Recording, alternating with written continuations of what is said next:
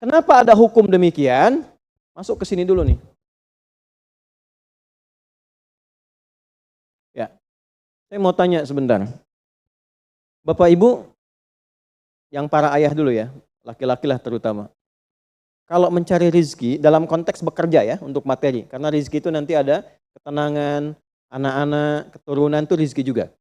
Dalam konteks mencari materi, untuk makan, untuk minum dan sebagainya, saya tanya, untuk memenuhi kebutuhan hidup atau untuk mencari ridho Allah? Udah jujur aja, nggak usah. Bahas sini dulu. Udah, wajahnya nampak kok ini. Saya tanya, untuk kebutuhan hidup atau mencari ridho Allah? Nah, ini nomor satu. Nggak mau kalah dua-duanya. Ridho Allah. Ini sekedar dunia. Pelan-pelan ya. Ketika Anda mencari rizki hanya untuk dunia, maka yang berlaku hukum dunia. Ya. Semakin Anda bekerja keras, semakin Anda dapat. Semakin Anda kreatif, semakin mudah dapat. Ya, semakin pintar, semakin mudah dapatnya. Di sini tidak berlaku masalah iman. Karena semua sama, Allah tetapkan hukum dunia. Siapa yang bekerja keras, siapa yang mau kreatif, siapa yang punya inovasi, siapa yang makin pintar, mudah dia mendapatkan dunia. Ada ilmu menambah, dunia dapat. Man arada dunya, kata Imam Syafi'i, fa'alaihi bil ilmi. Siapa yang ingin menguasai dunia, dengan ilmu bisa dapat. Ini. Ada ilmu kreativitas, ada serius, sungguh-sungguh. Kerja yang serius, sungguh-sungguh. Itu kan? Di Tiongkok itu, kalau datang ke satu tempat, ketukin tiap pintu, nawarin barang. Ya, barang ditawarin, 1, 2, 3, 4, saking seriusnya. Orang mengerjakan apa, dia cari yang lain. Pernah dulu ada orang, bukan muslim, ke Saudi, mampir ke Jeddah, hanya untuk lihat jemaah haji itu beli apa. Setelah itu dia pulang ke Tiongkok, ke Cina, ya, musim berikutnya itu made in China.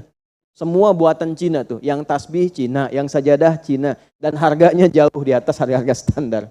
Itu tuh. Jadi kalau misalnya orang serius, sungguh-sungguh kreatif, inovasinya ada, bisa buat sesuatu yang orang lain nggak buat, dia bisa sukses. Hukum dunia. Gitu. Tapi semua apa yang didapatkan pun untuk memenuhi kebutuhan dunia saja. Nafsu ada di situ, persaingan ada di situ. Ya, popularitas ada di situ. Makanya orang-orang yang kerjanya orientasi dunia itu pada umumnya, pada umumnya apa yang didapatkan hanya untuk memenuhi kebutuhan nafsunya saja. Selesai sampai sini. Nafsu itu kan nggak berhenti. Makanya perlombaannya berapa banyak? Ayo, siapa yang duluan dapat 10 triliun? Siapa yang duluan dapat 20 triliun? Dunia. Dan nggak akan berhenti. Begitu dapat pengen nambah lagi, dapat pengen nambah lagi. Walaupun yang dipakai mungkin tidak sampai ke situ. Sekarang saya tanya Anda ya, mengumpulkan sesuatu yang tidak Anda gunakan, bermanfaat tidak? Ya, Ibu misalnya mengumpulkan kayu bakar banyak sampai seruangan masjid ini Bu. Ya, tapi yang Ibu pakai sehari cuma 1. Ya, dikumpulin 1, 2, penuh, tapi yang dipakai 1. Tapi nggak pernah puas melihat pengen lagi, sampai 10 masjid kayu dikumpulkan. Yang dipakai cuma 1. Kira-kira perbuatan semacam ini bermanfaat tidak?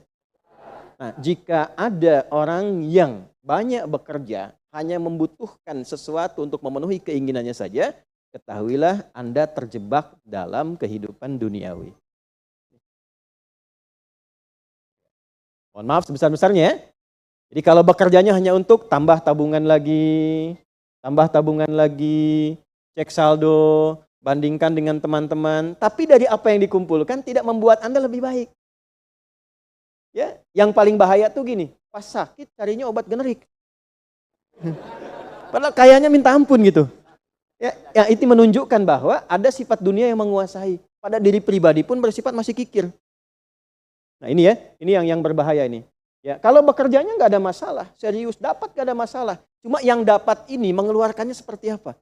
Kalau hanya mengumpulkan, hanya pamer, hanya untuk update, dia mau menyampaikan dengan pamernya, pakai hukum dunia, nggak bisa disalahkan dalam konteks dunia.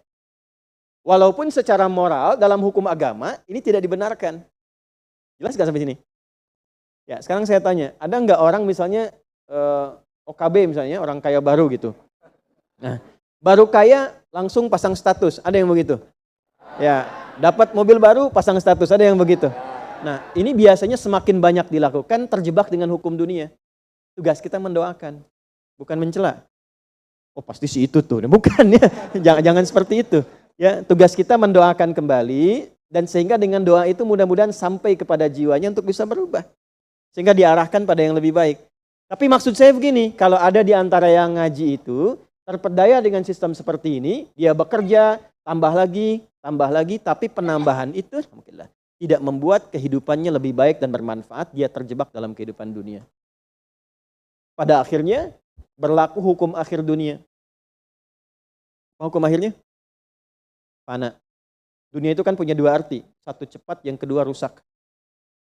Cepat, gak terasa. Kayaknya baru kemarin kita ngaji ya, sekarang ketemu lagi. Cepat tuh. Ya ketemu teman, kayaknya baru kemarin main sama-sama. Ternyata sekarang udah punya cucu 4 gitu. Ya? Itu dunia tuh. Itu hukum dunia, cepat. Ya, cepat. Yang kedua rusak.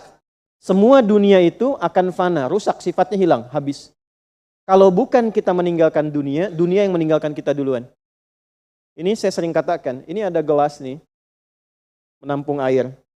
Airnya habis, didiamkan saja, jangan diapa-apakan. Ini kotor, rusak sendiri. Anda punya handphone, elektronik, simpan aja, nanti rusak sendiri.